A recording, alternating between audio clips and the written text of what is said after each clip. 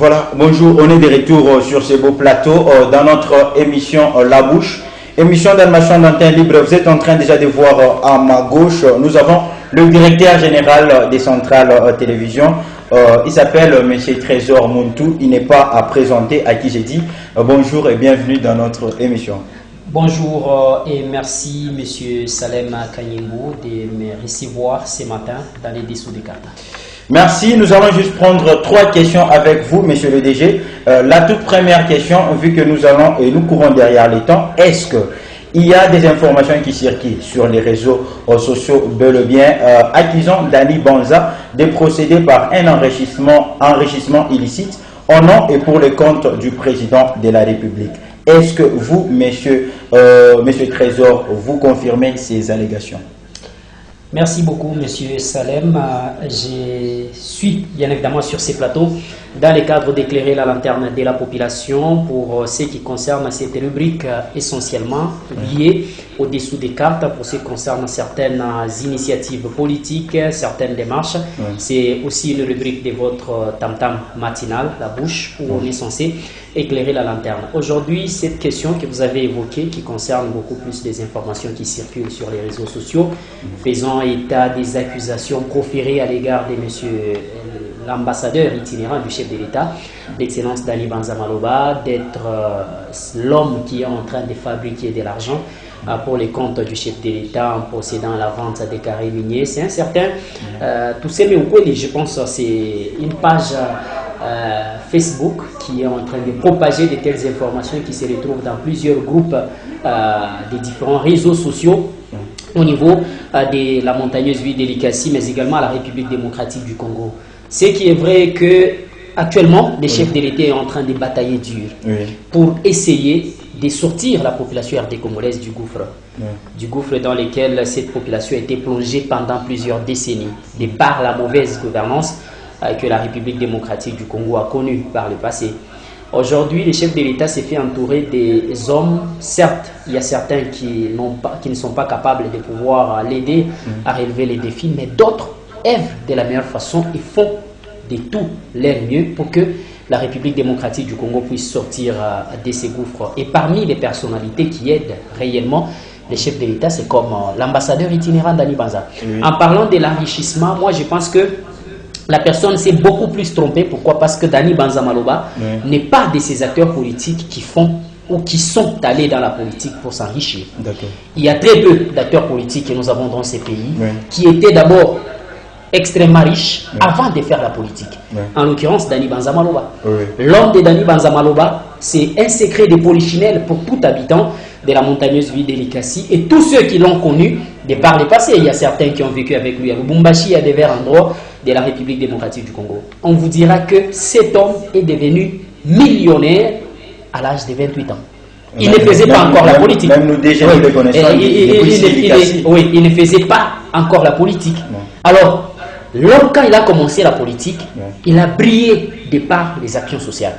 Si vous posez la question à la population likassienne sur qui est Dani Banza, on vous dira que c'est l'homme ou le premier qui a commencé avec des actions caritatives dans la montagneuse ville d'Elikassi, avant même les élections de 2600. Il a brillé par plusieurs actions caritatives. Il fallait une structure qui pouvait l'aider à pouvoir matérialiser toutes ces actions caritatives, raison pour laquelle il avait créé en fait la fondation des Amis de Dani Banza, qui a brillé ou qui continue à briller de par les actions sociales à divers endroits dans la montagneuse ville d'Elikassi.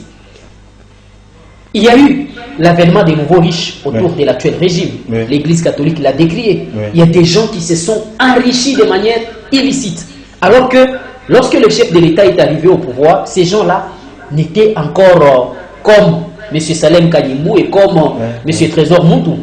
Mais en un laps moment, ces gens se sont enrichis de manière illicite, procédant à l'expropriation des carrés miniers des paisibles citoyens dans l'espace Katanga. Les noms ont été cités par plusieurs personnalités dans ces pays, de ces gens qui étaient en train d'exproprier les carrés miniers aux paisibles citoyens. Tu pouvais avoir un carré minier, mais ces gens-là arrivent, nous sommes du régime actuel, et on prend ces carrés miniers. Et ils commencent à exploiter, ils font tout ce qu'ils peuvent faire, mais on n'a pas cité. Je n'ai pas suivi une seule déclaration où on a cité les noms de Dani Banza, dans le cadre de vente de ces carrés miniers. Donc cet homme est resté constant dans la logique de servir la République. Pour lui, c'est servir la République qui compte. Pourquoi? Parce qu'il vous souviendra que durant, je pense, son premier mandat, Dani Banza avait dit haut et fort que tout son salaire sera alloué aux œuvres caritatives, les hospices des vieillards et autres. Ce sont ces gens-là qui allaient bénéficier de son salaire. Et ça a été chose faite.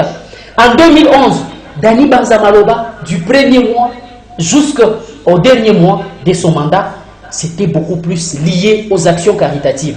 Non pas pour les comptes de Dani Banza Maloba personnellement, mais pour les comptes d'une ASBL que tout le monde connaît dans la montagneuse ville d'Elikassi. La fondation des amis de Lydia Banza et qui s'était fusionnée avec la fondation des amis de Dani Banza, qui a mené, où cette fondation était seulement en train de mener des actions caritatives. Si vous prenez numériquement parlant des salaires d'un député qui avoisinait à l'époque de Joseph Kabila 11 000 $. Mais les actions que cette ASBL menait dans la montagneuse ville d'Elikassi valaient au-delà de 11 000 $. Chaque mois, au moins, il y avait des actions qui pouvaient coûter 25 000 $, 20 000 $ à cette fondation. Donc, ça veut dire que cet homme, depuis qu'il est en politique, vraiment, il n'est pas en politique pour s'enrichir. Beaucoup qui le connaissent vous diront de la sorte, parce que quand il y a eu l'avènement de la Covid-19, qui a fait environ 2 ans au niveau de la République démocratique du Congo, l'homme avait pris la ferme décision d'écrire à la banque censée pouvoir payer l'honorable Dani Banza ou l'ambassadeur itinérant Dani Banza, conseiller je sais pas, ambassadeur itinérant du chef de l'État. Tout son salaire devait être affecté à l'équipe technique censée pouvoir lutter contre la Covid-19.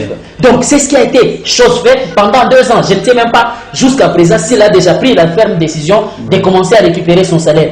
Donc il vous souviendra que cet homme, son souci est d'aider la population, son souci est de permettre à ce que le Congo puisse aller de l'avant. Il a cru en la volonté manifeste de l'actuel président de la République avant que le chef de l'État ne devienne président de la République. Je suis témoin oculaire parce que c'est moi qui ai réalisé avec lui cette interview où il a soutenu l'actuel président de la République alors qu'il était du côté du G7. Le G7 avait son candidat en la personne de M. Moïse Katumbi Chapwe. Mais lui, contre la volonté de ses pairs du G7, il a dit l'homme qu'il faut pour la République démocratique du Congo, c'est lui qui peut permettre à la République démocratique du Congo d'avoir des réelles bases du développement, c'est Félix Antoine Tshisekedi Tshilombo. Au moment où même l'UDPS n'avait pas encore jeté son dévolu sur Félix Antoine Tshisekedi Tshilombo. L'UDPS attendait le congrès, mais lui, Dani Banza, a anticipé parce qu'il a cru en la personne de Félix Antoine Tshisekedi Tshilombo. Aujourd'hui, il est aux côtés de Félix Tshisekedi Tshilombo. C'est pour l'aider à matérialiser cette vision qu'ils ont eu à partager avant que Félix Tshisekedi n'accède à la magistrature suprême. Donc, vous allez comprendre que cet homme est là juste parce qu'il a soutenu la vision de Félix Tshisekedi avant qu'il ne devienne président. Quand il est devenu président, lorsqu'il est devenu président de la République, il fallait des piliers sur lesquels le chef de l'État allait se reposer pour matérialiser sa vision, son souci pour la République démocratique du Congo. Et parmi ces têtes pensantes, parmi ces personnalités pouvant l'aider à matérialiser cette vision, Dani Banza est là. Raison pour laquelle le chef de l'État a fait appel à lui pour qu'il accompagne sa vision afin qu'elle soit chose faite. C'est un peu dans ce sens-là. L'homme est allé plus loin jusqu'à l'accuser de vouloir être candidat président de la République en 2028. Si, par ironie du sort, ou soit si seulement par la volonté du chef de l'État, il lui appartiendra de le désigner comme son dauphin, qui peut l'empêcher? C'est logique et c'est la politique. Alors je pense c'est dans ce sens-là. Et 2G, il y a encore une autre toute dernière, avant la dernière question. Les mêmes informations font état de la présentation d'un Faustin auprès du chef de l'État pour qu'il soit son DIRCAP. Est-ce vrai? Donc vous devez comprendre que ces gens-là sont en train de se plonger dans une confusion monstre. Pourquoi? Parce que aujourd'hui, sans peur d'être contredit, Dani Banza Maloba est parmi les hommes de confiance, ou serait même l'homme de confiance de l'actuel président de la République.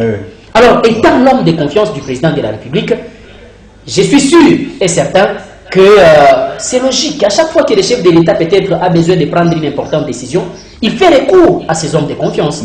Et parmi lesquels il y a l'ambassadeur Dani Banza Maloba. Si le chef de l'État peut, je ne sais pas, demander une information à l'ambassadeur Dani Banza sur une personnalité pour être nommé, je ne sais pas, directeur de cabinet, En quoi est-ce que c'est un péché? Est-ce que c'est Dani Banza qui a procédé à la nomination ou qui va procéder à la nomination? Faux et archi-faux. Mais dans cette histoire, il y a un mensonge cousu du fil blanc qui saute aux yeux de tous compatriotes RD congolais. Les hommes qui sont en train de propager ces informations, ce sont ces gens-là qui sont réellement dérangés par les blocs tellement solides qui entourent les chefs de l'État actuellement. Il vous souviendra qu'à la présidence de la République, il y avait des tops, des gens qui prenaient toutes les informations, qui prenaient même les documents tellement secrets de la présidence de la République pour les amener auprès des adversaires de la présidence. Pour qu'il y ait des critiques dans les réseaux sociaux, de ceci ou de cela. Toute décision qui allait être prise à la présidence, avant qu'elle ne puisse être communiquée officiellement, ces gens-là relayaient déjà les informations aux adversaires du président de la République. Mais aujourd'hui, le chef de l'État est en train de faire les toilettages réels autour de lui. Alors ces gens-là se retrouvent dans une difficulté parce qu'ils n'ont plus accès aux informations de première main auprès du chef de l'État. Maintenant, qu'est-ce qu'il faut faire? Diviser pour mieux régner. Et en cherchant à diviser, ils veulent diviser la personne de Guilain Nyembo, qui est l'actuel directeur de cabinet du chef de l'État, et l'ambassadeur itinérant Dani Banza. Lorsqu'ils disent que Dani Banza présente un certain Faustin Luanga, je pense si je ne me trompe pas, Faustin Luanga, comme étant celui qui doit succéder à Guilain Nyembo, c'est pour que Guilain Nyembo se sente dérangé et se dise que c'est Dani Banza qui est en train de me combattre.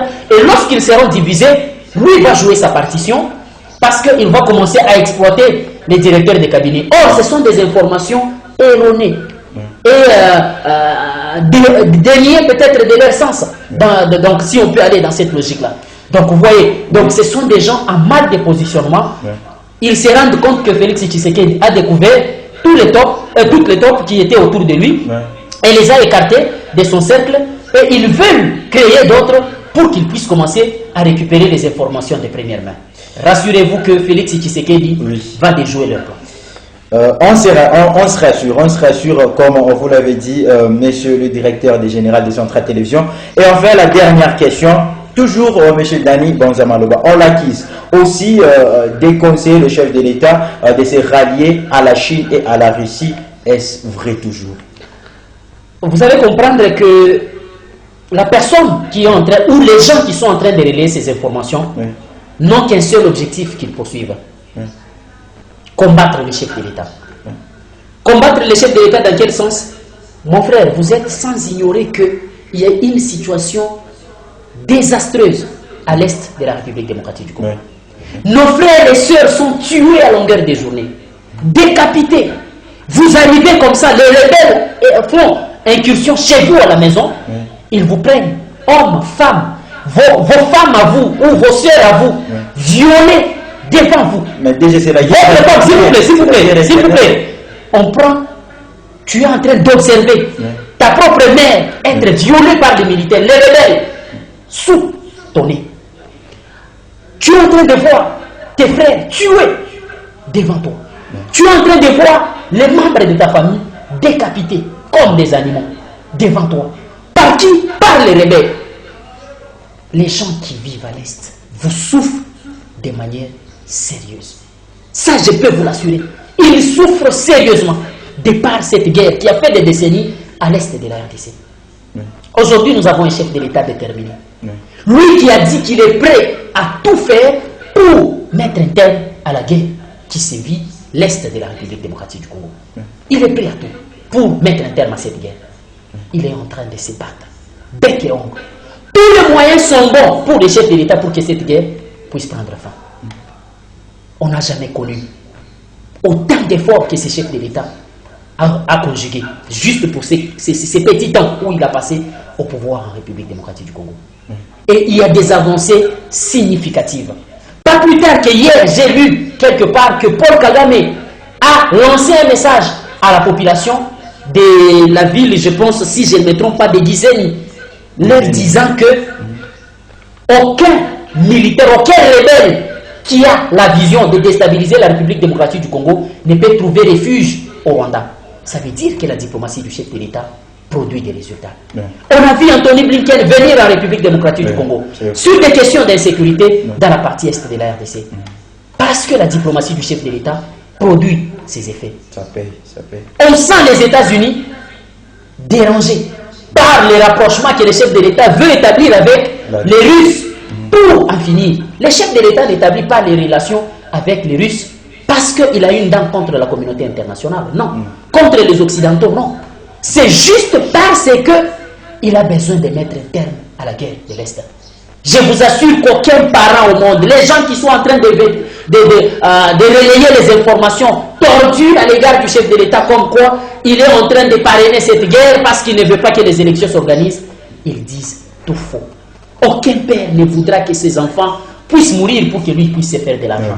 Pour que lui puisse régner en tant que père. Il sera père de qui? Si ses enfants sont tués, tu es père parce que tu as des enfants. Il est chef de l'État parce qu'il a une population. Mais si cette population est tuée à longueur de journée, vous pensez que Félix Tshisekedi sera content? Non. Et il ne s'est pas bec et ongle pour en finir avec la guerre.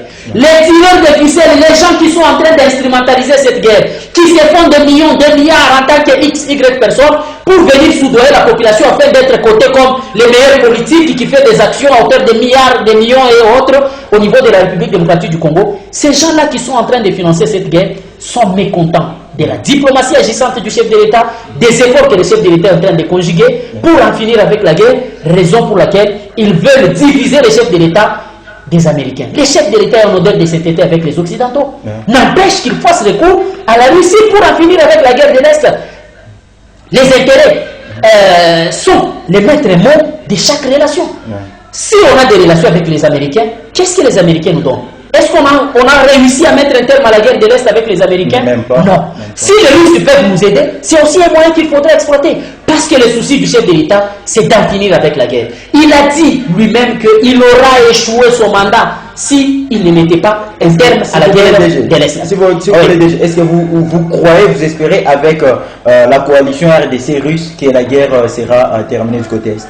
La coalition RDC russe, si les Américains, donc moi je l'ai dit, je ne dis pas que c'est seulement avec les Russes qu'on peut en finir, même avec les Américains on peut en finir. Vous vous imaginez les États-Unis d'Amérique déboursent chaque année 3 milliards de dollars pour financer l'armée rwandaise. 3 milliards de dollars pour financer l'armée rwandaise. Mais l'armée congolaise n'a même pas un budget qui vaut 1 milliard de dollars. N'a même pas un budget qui vaut 1 milliard de dollars. Mais si les Américains peuvent aussi aider nos militaires comme ils aident les Rwandais, on peut en finir avec la guerre de l'Est. Le grand problème de la guerre de l'Est, c'est que nous n'avons pas des équipements adéquats pour pouvoir nous permettre d'en finir avec cette guerre de l'Est. Donc je pense, c'est dans cette logique-là, qu'il est préférable que nous puissions mettre un terme. Donc ces gens-là qui sont en train de propager ces informations, ils veulent juste placer l'ambassadeur itinérant Dani Banza-Maloba en porte-à-faux avec la communauté internationale, moins encore, ou encore les chefs de l'État. Ils veulent le mettre en porte-à-faux avec la communauté internationale. Or, le chef de l'État n'a aucun problème avec les Américains. Il a été maintes fois aux États-Unis d'Amérique.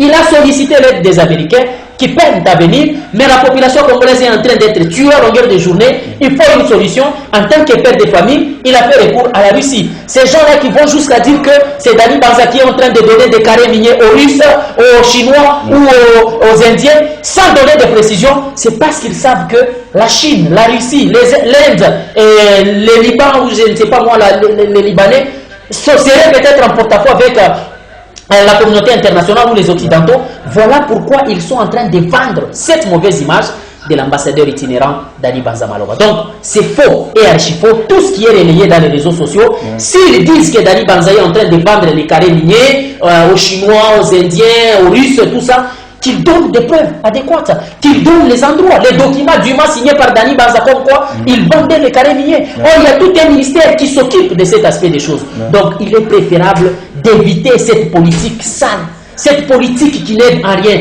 La population congolaise n'est plus dupe pour gober n'importe quoi. La population congolaise a besoin des idées. Mon frère, un bon conseil pour toi, tu ne gagneras rien dans la vie telle que tu es là en cherchant à salir les autres. On ne deviendra jamais propre en cherchant à salir les autres. On est propre que lorsqu'on fait ce qui est mieux, que lorsqu'on prend son bain, que lorsqu'on fait ce qui est préférable par la population. Tu veux faire la politique, mon frère, tu veux faire la politique, ma soeur, fais la bonne politique, donne les idées, convainc la population avec les idées, mais pas en cherchant à salir les autres. Merci, directeur général. Ça est complètement fini avec vous. Et merci pour vos interventions. Merci bien. Merci mesdames et messieurs, ça n'est complètement fini. Aujourd'hui c'est une bénédiction. On va se quitter avec le DG en même temps. On nous propose notre question ou réponse du jour. L'an en 1885 nous rappelle quoi? Isaac Sacramento nous propose merci à tout le monde. Vous êtes énorme, vous étiez énorme en train de suivre la bouche aujourd'hui. Un certain jeudi 1er septembre 2022, la question du jour est là. L'an en 1885 nous rappelle quoi? Ça nous rappelle la conférence de Berlin. Merci déjà, nous sommes en train de dire merci à celui qui vient de se séparer avec lui. Donc il s'appelle tout simplement le